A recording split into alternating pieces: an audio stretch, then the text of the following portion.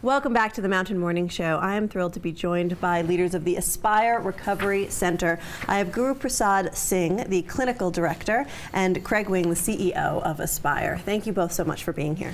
Thanks for having us. So I want to talk a little bit about, Utah is home to quite a few different addiction and recovery centers, and we get a lot of media and press from some of the celebrities and things coming to Utah to seek treatment. Correct. But what's special about Aspire is you take a very different approach than most centers. Tell us a little bit about your philosophy at Aspire. It is a very mindfulness, body-centered approach. I'm to blame for that in creating it. I'll take that responsibility. I have a history in addiction, and so through that period of time, I found that I didn't thrive in traditional programs. I just was not doing really well. And many of my peers in that endeavor were not doing well, and we kind of had a mindset that was a little bit different than what was being taught to us.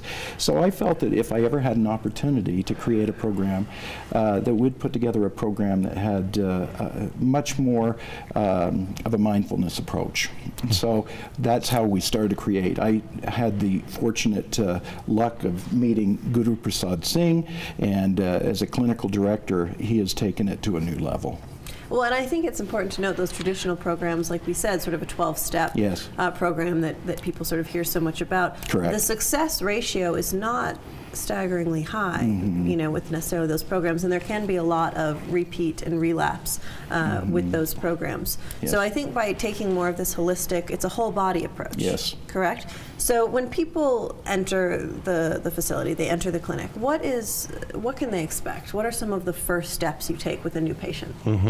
So the first thing that they can expect is a lot of caring and attention from the staff. They're going to get a lot of individual attention. We're going to try to get to know them personally, what motivates them, what makes them want to make changes in their lives. We're not going to just kind of impose a dogma on them. We want to know what they are looking for, what they want, what's important to them. We do a thorough evaluation, both a clinical evaluation and a medical evaluation. We want to make sure that everybody is safe medically to be in our facility. Of course. And then once that determination has been made, we start programming immediately. And the programming, as Craig has said, is there's a heavy focus on body-centered approaches. And the reason that we do that is because we're trying as best we can to follow the science of addictions medicine. So what we're doing is not just something that we think might work. It's actually, we're doing things that have actually shown to be effective. The reason there's been such a low success rate in the rehab industry is because the science hasn't been there to support what people are doing in those facilities. So we are trying to, again, follow the science and do what works. And talk to me a little bit about the mindfulness and the meditation aspect of your recovery system, because that's really becoming so much more mainstream. Western culture is really starting to embrace mindfulness. They're starting to really realize the impacts. You're seeing people you would never expect saying, if I don't meditate 20 minutes a day, my day is not correct. That's right. So we've seen those studies come out. How does it relate directly to people recovering from addiction? Well, the way that it relates is that when you engage people in mindfulness practices, you're working with the parts of the brain that are actually in charge of their addiction. So when you talk to somebody, when you just talk to them about their addiction, you're not actually talking to the part of the brain that has any control over the addiction. So what has been found through the research is that teaching clients how to take charge of their nervous system and also their brain, the neurological pathways that actually are involved in the addiction process helps them to feel more in control more quickly of their cravings, their urges, and their thought process. Well, and I think people that may be watching are looking and saying, maybe I identify with this, maybe this is something that could help me, but that's not for me. I don't need something like that. What does the face of someone who's seeking help from addiction look like? There are people that are fairly hopeless, and they've tried many things generally before and failed. There's a lot of self-loathing involved in addiction. People have a tendency to, there's a lot of dignity in our program. We go to great lengths to make sure that we don't use old monikers like addict and alcoholic, and we know that there's a lot we can learn from the clients. We don't call them patients, they're clients. And so we've got to build a dignity back into these individuals. They're very unhappy. As I was going to say, many people think that addicts want to be addicts. They don't. They're not looking to get high. This. They would never choose that. They're very unhappy, and they want to change. I saw a program on NPR, and there are people seeking to go to jail just to get off their addiction now. They're that desperate. And you think to how find desperate help. that must Yes, be that is to be at that incredible. point where I would rather detox in prison. The biggest aspect of Aspire is hope. That's the most important piece, is there is hope. There are those of us who have gotten past it, and they've gotten into great lives and great pieces. They participate in life, and they're happy, and that's the good news. It can happen, and there's hope. And you asked about the face of the client. Mm-hmm. Mm-hmm. So we now know that addiction is about 50% genetic. And it affects people in all walks of life. It doesn't matter your educational background, your socioeconomic status, your ethnicity. Every person who comes to us is coming to us from a different set of circumstances. Craig was just mentioning how we've stigmatized addiction. We treat people with addictions as though they're lazy or they just don't know any better. But really, to stop an addiction is like swimming upstream, especially if you don't know the mechanics of how to heal your body and your mind. So people want to stop, they just don't know how to do it. And let me ask you this, because I'm sure that you've read in the newspapers, the Park City community is going through, virtually what we're calling an epidemic of drug use among young people.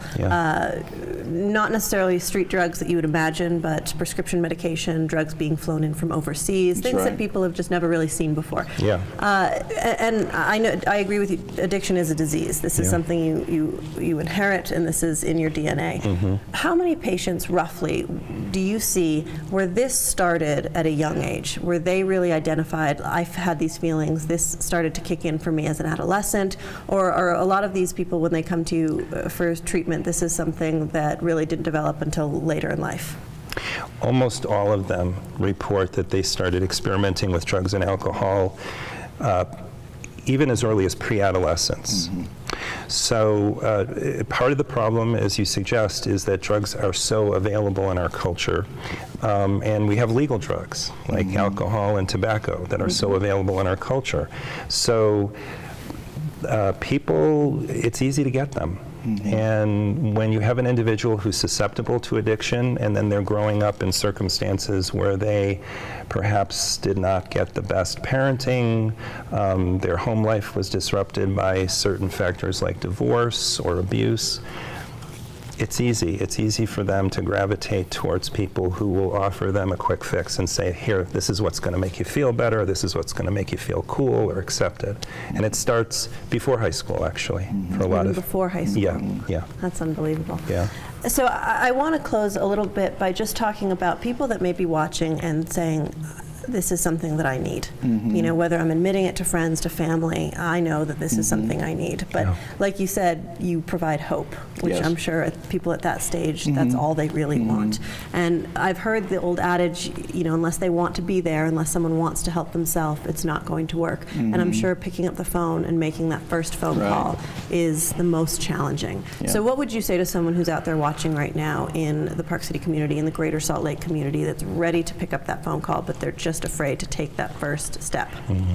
Well, we're a friendly group. In most cases, in many cases, it's me on the other side of the phone. I made that determination when we opened that I wanted to talk to every potential client that comes in. And we really just want to have a chat. and see where they are and how they're feeling, and if in fact they are ready. You know, the old adage is you haven't hit bottom. I'm not sure where bottom is. You know, frequently you have to be a little clear in order to determine where bottom is. So Sure. People wait for that to happen and don't know when that is. Frequently it's just when you want to change and you really have a desire to change. And one of the reasons we're a residential program is because we get people away for many, many weeks or days from their drug of choice. They can't get it, and so it gives them the opportunity to clear and make good decisions and set some goals that are very realistic.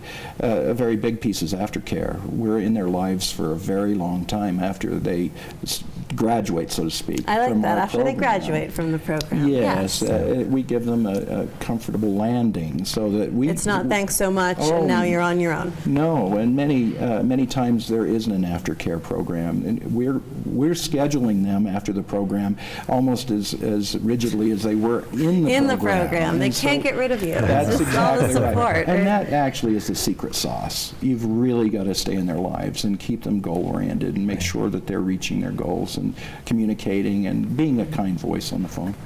That's wonderful. Yeah. Well, I can't think of a better organization or an occupation than to provide hope to people who need it most. Yeah. Craig, GuruPrasad, thank you so much for being here this morning. Thank you. Our pleasure. This is the Mountain Morning Show. If you or someone you love is looking for some help or support in an area, be sure to go online and visit Aspire Recovery Center to learn more. This is Park City Television. We'll be right back after this.